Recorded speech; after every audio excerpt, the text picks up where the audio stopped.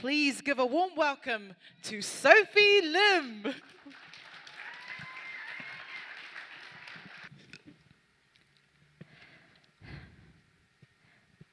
As a kid, the playgrounds were my battlefields.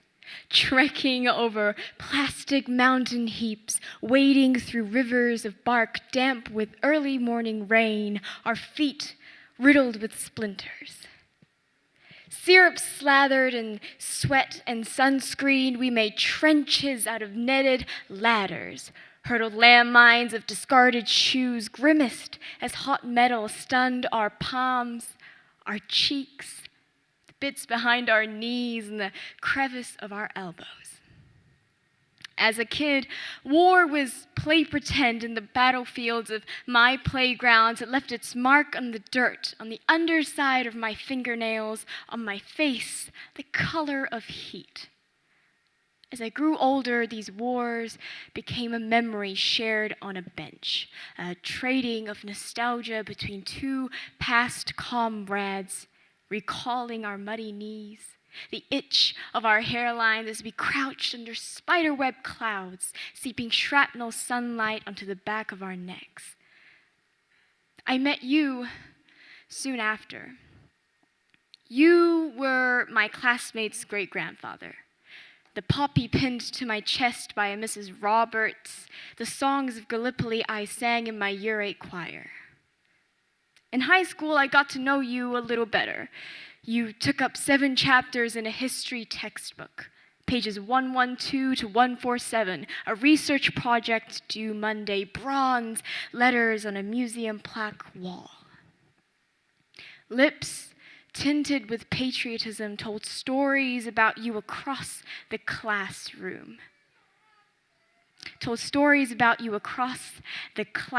Hands raised in anticipation to share their surname pride. I sat in quiet, silenced by my lack of knowing you, of loving you. We talked about your bravery, your blushing youth and cigarette-lit anxieties awaiting to face the geckos upon landing. We detailed everything. How you stumbled from ships to foreign shores and then death, 17,000 kilometers from home. How ice like you clinched the seal of your guns, how you lived, felt dawn, saw sunset glow, how you left behind splintered pieces of your mates, leaking a trail of bone and ash. War is critical to the shaping of a country's identity, so they say. You and your boys have fostered a national pride within the heart of every Kiwi child who see the sepia photographs, push their noses up against glassed metals and shiny things. For me, it seems my childhood play pretends were not the only wars I've had to face. The war between two different cultures, two different narratives, two different sides of me is critical to the shaping of my identity, so they say, but there could ever only be one winner. From the relatives who fire, don't forget your history, your lineage, your ancestral fathers, their blood thick with your heritage drenched across Korean soil. Soil my skirt grazed on as I crouched playing kongi with my cousins, the soil that grew an army of snowmen in the winter, the soil I left behind when I was just 5 years old.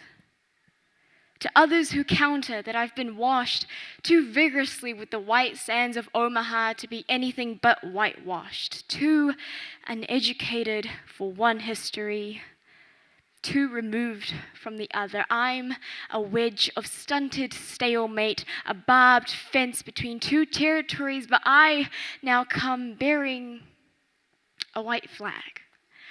I root my banner into the no man's land, stifle the flames so new soil can grow, and I'll sprinkle it with pieces of kofi and hibiscus and of me. To you, my unknown soldier, I have made your home mine for the past 12 years. You were a Smith or a Jones or a Wilson, not a Lim, park or song, yet I have tuned my ears to the song of your land. I hear the call of the tui, and it's beautiful. Aotearoa slivers softly from my tongue like soap shavings, as easy as speaking my birth name. I embrace your sacrifice. Let go of feeling detached, because I have gotten to know you through the anthem of this land, the dips and swells of its forestry, the sips and sways of its lakes.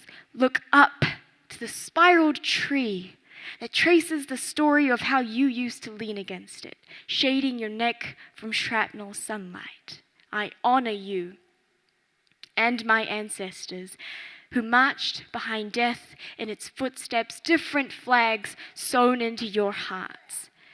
In mine, I've etched this poem to remind myself that the weight of one's country was the same as yours as on theirs, and every time it thuds against my chest, I'll think of you as a kid, chase fighting your mates across grassy lands before you grew up too quickly and left home to become the first Kiwis.